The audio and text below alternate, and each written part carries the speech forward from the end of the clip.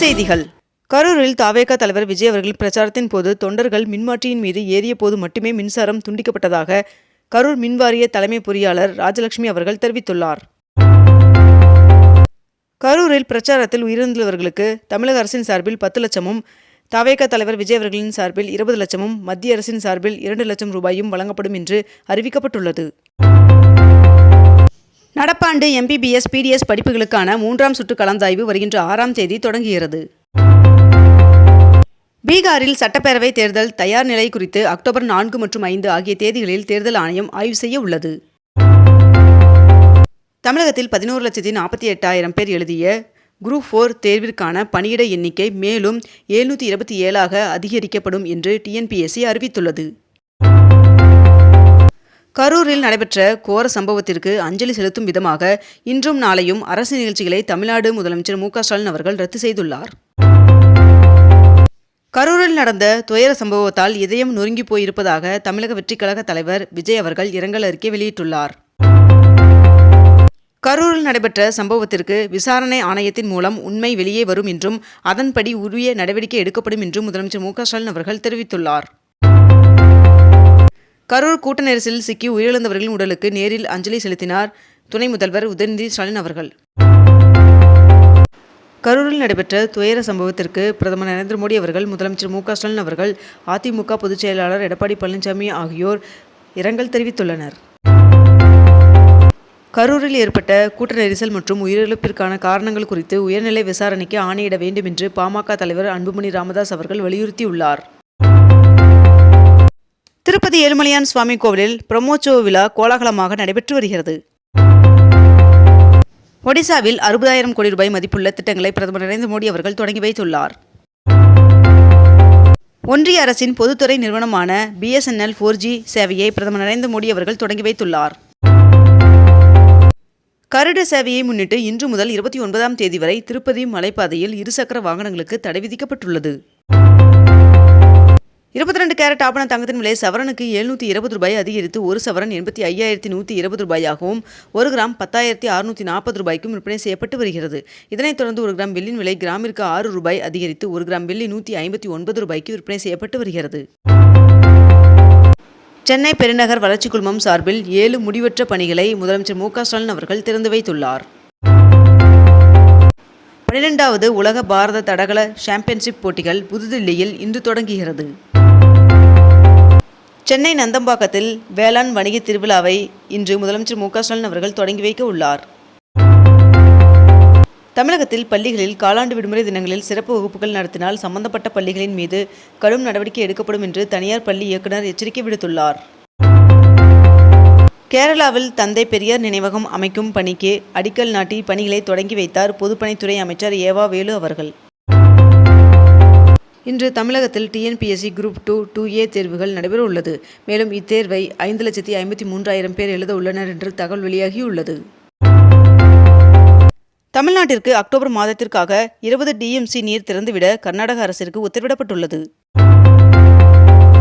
தூத்துக்குடி மாவட்டத்தில் 5,324 மகளிர் சுய உதவிக்குழுக்களுக்கு 1,009 கோடி ரூபாய் வங்கிக் கடன் வழங்க இலக்கு நிர்ணயிக்கப்பட்டுள்ளதாக தகவல் வெளியாகியுள்ளது. மீன்வள மற்றும் மீனவர் நலத்துறையின் சார்பில் 62 நபர்களுக்கு பணி நியமன ஆணையை முதலமைச்சர் மு க ஸ்டாலின் அவர்கள் வழங்கினார். 146 நூலக கட்டடங்களை திறந்து வைத்து கள்ளக்குறிச்சி மாவட்ட மைய நூலகத்திற்கு அடிக்கல் நாட்டினார் முதலமைச்சர் மு க ஸ்டாலின் அவர்கள். கிண்டி தொழில்பேட்டை வளாகத்தில் 23 கோடி ரூபாய் செலவில் கட்டப்பட்டுள்ள புவியியல் மற்றும் சுரங்கத்துறையின் தலைமை அலுவலக கட்டடத்தை முதலமைச்சர் மு க ஸ்டாலின் அவர்கள் திறந்து வைத்தார். பள்ளி காலாண்டு தேர்வு விடுமுறை மற்றும் ஆயுத பூஜை விடுமுறையொட்டி 3,380 சிறப்பு பேருந்துகள் இயக்க ஏற்பாடு செய்யப்பட்டுள்ளது. 10,000 கோடி ரூபாய் நிதி தர மறுத்தாலும் மும்மொழி கொள்கையை ஏற்க மாட்டோம் என்று துணை முதல்வர் உதயநிதி ஸ்டாலின் அவர்கள் தெரிவித்துள்ளார். பீகாரில் சுயதொழில் செய்வதற்காக 75 லட்சம் பெண்களுக்கு 10,000 ரூபாய் வழங்கும் திட்டத்தை பிரதமர் நரேந்திர மோடி அவர்கள் இன்று காணொலி காட்சி மூலம் தொடங்கி வைக்க உள்ளார் என்று தகவல் வெளியாகியுள்ளது. 4,000 பக்தர்கள் தங்கும் வகையில் 102 கோடியில் கட்டப்பட்ட யாத்ரீகர்கள் சமுதாய கூடத்தை துணை ஜனாதிபதி அவர்கள் திறந்து வைத்துள்ளார். ஆந்திர பிரதேசத்தில் உள்ள புகழ்பெற்ற திருக்கோவிலான ஒண்டிமிட்டா கோதண்டராமர் கோவில் குளத்தின் நடுவே 600 அடி உயர ராமர் சிலை அமைக்க திருமலை திருப்பதி தேவஸ்தானம் திட்டமிட்டுள்ளதாக தகவல் வெளியாகியுள்ளது. ராஜஸ்தானில் 1,22,000 கோடி மதிப்பிலான வளர்ச்சி திட்டங்களை பிரதமர் நரேந்திர மோடி அவர்கள் தொடங்கி வைத்தார். 2025-26 ஆண்டு புதுமை பெண் மற்றும் தமிழ் புதல்வன் திட்டங்களை தெலுங்கானா முதல்வர் ரேவந்த் ரெட்டி மற்றும் முதலமைச்சர் மு.க. ஸ்டாலின் ஆகியோர் தொடங்கி வைத்தனர். தமிழகத்தில் இன்று நீலகிரி, கோவை, தேனி மற்றும் தென்காசி ஆகிய 4 மாவட்டங்களில் கனமழை பெய்ய வாய்ப்புள்ளதாக வானிலை மையம் தகவல் தெரிவித்துள்ளது. அமெரிக்காவின் H-1B விசா கட்டணங்கள் அதிகரித்ததால் அசெஞ்சர் நிறுவனம் இந்தியாவில் புதிய கிளை ஒன்றை அமைத்து 12,000 பேருக்கு வேலைவாய்ப்பு வழங்க திட்டமிட்டுள்ளதாக தகவல் வெளியாகியுள்ளது. சென்னை தியாகராயர் நகரின் உஸ்மான் சாலை CIT நகரை இணைக்கும் உயர்மட்ட சாலை வருகின்ற 28ஆம் தேதி மக்கள் பயன்பாட்டிற்கு திறக்கப்பட உள்ளதாக தெரிவிக்கப்பட்டுள்ளது. திருப்பதி திருமலையில் நடைபெறும் பிரமோத்சவம் திருவிழாவை முன்னிட்டு அரசு விரைவு போக்குவரத்து கழகம் மூலம் சிறப்பு பேருந்துகள் இயக்கப்படும் என்று தெரிவிக்கப்பட்டுள்ளது. TNPSC Group 4 தேர்வு முடிவுகள் அக்டோபர் மாதத்தில் வெளியிடப்படும் என்று தேர்வு ஆணையம் அறிவித்துள்ளது. இந்திய விமானப்படைக்கு 62,370 கோடி ரூபாய் மதிப்பில் 97 புதிய தேஜாஸ் MK-1A போர் விமானங்களை வாங்க ஹால் நிறுவனத்துடன் ஒன்றிய பாதுகாப்பு அமைச்சகம் ஒப்பந்தம் செய்துள்ளது. குலசேகரன்பட்டினம் முத்தாரம்மன் சுவாமி கோவிலில் தசரா திருவிழாவை ஒட்டி 350 சிறப்பு பேருந்துகளுக்கு ஏற்பாடு செய்யப்பட்டுள்ளதாக தகவல் வெளியாகியுள்ளது. மெரினா கடற்கரையில் 41 லட்சத்தில் நிழல் மேற்கூரை அமைக்க டெண்டர் கோரியது தமிழ்நாடு அரசு. இசையமைப்பாளர் GV பிரகாஷ் மற்றும் சைந்தவி ஆகியோரின் விவாகரத்து வழக்கில் அக்டோபர் 30ஆம் தேதி தீர்ப்பு வழங்கப்படும் என்று சென்னை குடும்பநல நீதிமன்றம் அறிவித்துள்ளது. தமிழ்நாட்டில் கடற்பசு பாதுகாப்பகத்திற்கு உலகளாவிய அங்கீகாரம் கிடைத்துள்ளது என்று முதலமைச்சர் மு.க. ஸ்டாலின் அவர்கள் தெரிவித்துள்ளார். CBSE வாரியத்தில் படிக்கும் 10 மற்றும் 12ஆம் வகுப்பிற்கான பொதுத் தேர்வு தேதி அறிவிக்கப்பட்டுள்ளது. முப்படைகளின் தலைமை தளபதி ஜெனரல் அனில் சௌகானி அவர்களின் பதவிக்காலத்தை நீட்டித்து ஒன்றிய அரசு உத்தரவிட்டுள்ளது. மருத்துவ படிப்பிற்கு 10,000 இடங்கள் கூடுதலாக அதிகரிக்க ஒன்றிய அரசு திட்டமிட்டுள்ளதாக தகவல் வெளியாகியுள்ளது.